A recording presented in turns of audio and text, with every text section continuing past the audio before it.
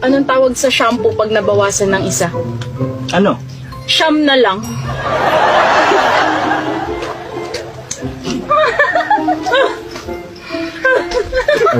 Anong tawag sa puno na hindi mo pwede akyatin?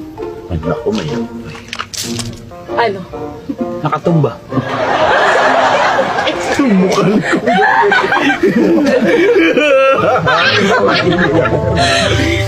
Ano pa yung punong hindi mo maakyat bukod sa nakatumba? Ano? Putol. Bakit yung mga biik na baboy tuwing naglalakad, nakayuko? Bakit? Nahihiya sila, yung nanay nila baboy. Yung mukhang ko.